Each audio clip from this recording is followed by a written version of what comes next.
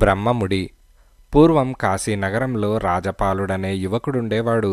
అతనికి పసితనంలోనే తల్లిదండ్రులు పోయారు.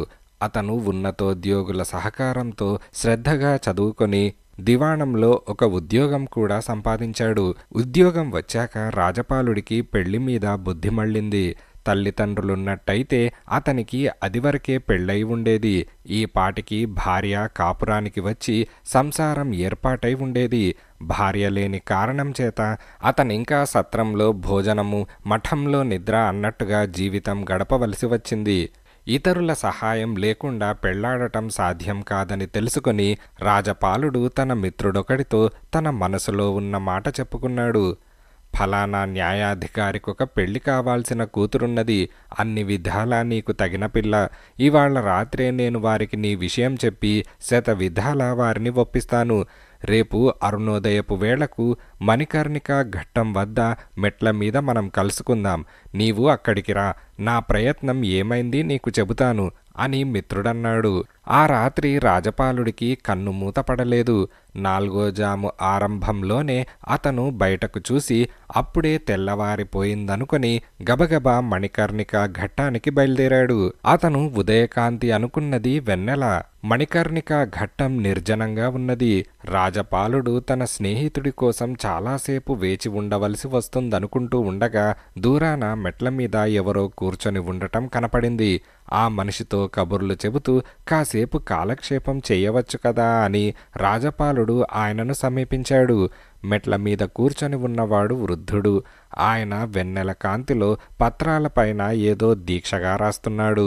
రాజపాలుడు ఆ వృద్ధుడి వెనక తొంగి చూశాడు.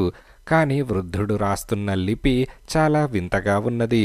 తాతగారు, నేను అనేక లిపులు ఎరుగుదును. మీరు రాస్తున్న లిపి ఏమిటో నాకేమాత్రం బోధపడలేదు అని వృద్ధుడితో రాజపాలుడన్నాడు. వృద్ధుడు తలెత్తి చూసి, నీకెలా అర్థమవుతుంది? ఇది బ్రహ్మలిపి అని మళ్ళీ తన రాతలో నిమగ్నుడయ్యాడు. తమరు రాసేదేమిటి అని రాజపాలుడన్నాడు. సూర్యోదయంలోపుగా పుట్టేవాళ్ల జాతకాలు అని వృద్ధుడు తలెత్తకుండానే అన్నాడు. ఆ వృద్ధుడే బ్రహ్మై ఉంటాడా అని రాజపాలుడికి అనుమానం వేసి అంతులేని ఆశ్చర్యం కలిగింది. కొంతసేపటికి వృద్ధుడు రాయటం పూర్తి చేసి పత్రాలు కట్టగట్టి ఒక పక్కన పెట్టి రెండో పక్క నుంచి ఒక సంచి తీసి అందులో నుంచి ఎర్ర పోగులు, తెల్ల పోగులు తీసి వాటికి ముడులు వేయనారంభించాడు. తాతగారు, ఆ దారాలేమిటి? మీరు వేసే ఆ ముళ్ళేమిటి అని రాజపాలుడడిగాడు. బ్రహ్మముళ్ళు. ఏ పురుషుడికి ఏ ఆడది రాసిపెట్టి ఉన్నదో వాళ్లకు ముళ్ళు పెట్టేస్తున్నాను అని వృద్ధుడు తల ఎత్తకుండానే దీక్షగా తన పని తాను చూసుకుంటూ అన్నాడు. అయితే నాకు ఎవరు ముడిపడి ఉన్నది తమకు తెలిసే ఉంటుంది.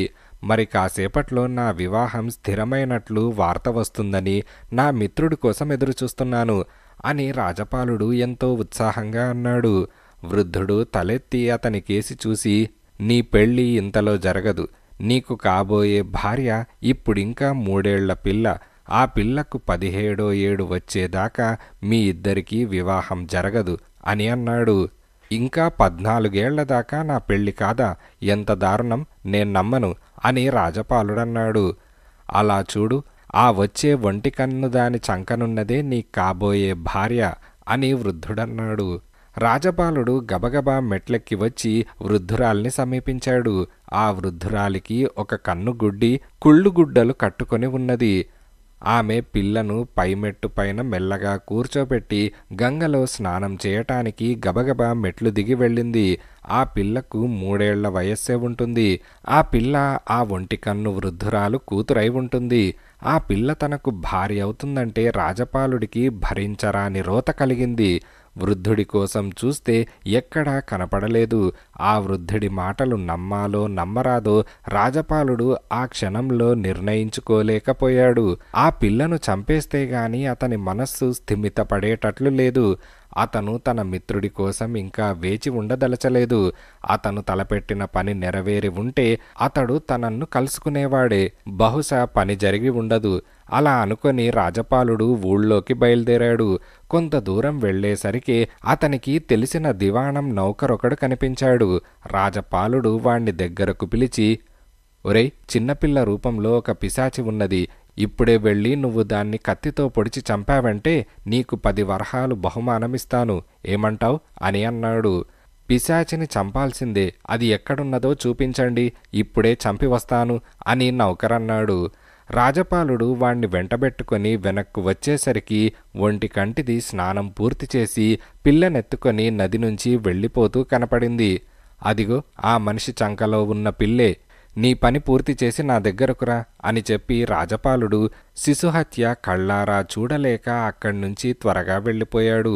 నౌకరు ముసలిదాన్ని కలుసుకొని దాన్ని వెనకే నడుస్తూ చల్లగా కత్తి పైకి తీసి పిల్లను పొడవబోయే సమయానికి ముసలిదాని చంకలో ఉన్న పిల్ల దైవికంగా వాడికేసి పెద్ద కళ్ళతో చూసింది. ఆ కళ్ళు చూస్తే నౌకరుకు ఆమె మామూలు పిల్లే అనిపించింది. ఆ పిల్లను హత్య చేయటానికి వాడికి చేతులాడక ఎత్తిన కత్తితో పిల్ల కనుబొమ్మ మీదుగా చిన్న ఘాటు పెట్టి కాలి సత్తువ కొద్దీ అక్కడ్నుంచి పారిపోయాడు. వాడు తర్వాత రాజపాలుడి వద్దకు వెళ్ళి పిశాచిని చంపానని చెప్పి తన బహుమానం తాను పుచ్చుకొని వెళ్ళిపోయాడు.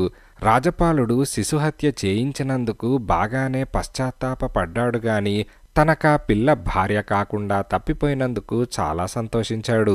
అతను పెళ్లాడటానికి ఎన్నో ప్రయత్నాలు చేశాడు కానీ ఒక్కటీ కలిసి రాలేదు. ఇలా ఏళ్లు దొర్లిపోయాయి. రాజపాలుడు ఉద్యోగంలో కూడా పైకి వచ్చాడు. ఇలా చూస్తూ ఉండగానే 14 ఏళ్లు గడిచాయి. రాజపాలుడిపైన ఒక కొత్త న్యాయాధికారి వచ్చాడు. పనిలో రాజపాలుడి సమర్థత, నిజాయితీ చూసి ఆయన చాలా సంతోషించి అతనికింత వయస్సు వచ్చినా ఇంకా పెళ్లి కాలేదని విని ఆశ్చర్యపడ్డాడు. పెళ్లి చేసుకుందామని ఎంతో కాలంగా చూస్తున్నాను, అయినా ఒక్క ప్రయత్నమూ కలిసి రాలేదు అని రాజపాలుడు విచారంగా అన్నాడు. నాకు పెళ్ళీడు కూతురున్నది, చాలా అందగత్తె, బాగా చదువుకున్నది, పని పాటలలో సమర్థురాలు, ఆమెను చేసుకో అని అధికారి అన్నాడు. రాజపాలుడు సంతోషంతో ఒప్పుకున్నాడు. అధికారి కుమార్తెను అతనికిచ్చి పెళ్లి చేశాడు. ఒంటి నిండా రత్నాభరణాలు దిగవేసుకొని పెళ్లి కూతురు అపర మోహినిలాగా ఉన్నది. ఆమె కాపురానికి వచ్చాక రాజపాలుడికి జీవితం స్వర్గతుల్యంగా అయింది. అయితే తన భార్య తన జుట్టును నుదిటి కుడి భాగం కప్పుకునేలాగా దువ్వుకొని అక్కడ ఒక ఆభరణం అమర్చుతూ ఉంటుంది. మిగిలిన నగలన్నీ పెట్టెలో దాచినప్పుడు కూడా ఆమె ఆ ఆభరణాన్ని తీయదు. దీన్ని గురించి రాజపాలుడు ఒకసారి ప్రశ్నిస్తే ఆమె, నేను 3 ఏళ్లదాన్నై ఉండగా ఒక దుర్మార్గుడు నన్ను కత్తితో పొడిచి చంపాలని ప్రయత్నించి నుదుటి మీద చిన్న ఘాటు పెట్టి పారిపోయాడు. ఆ మచ్చ వికారంగా ఉంటుందని జుట్టు ఇలా దువ్వుకుంటాను అని అన్నది. రాజపాలుడు నిర్ఘాంతపోయి, అయితే ఆ రోజు నిన్ను నది దగ్గరకు ఎత్తుకు వచ్చిన 1 మీ అమ్మ కాదా అని అడిగాడు.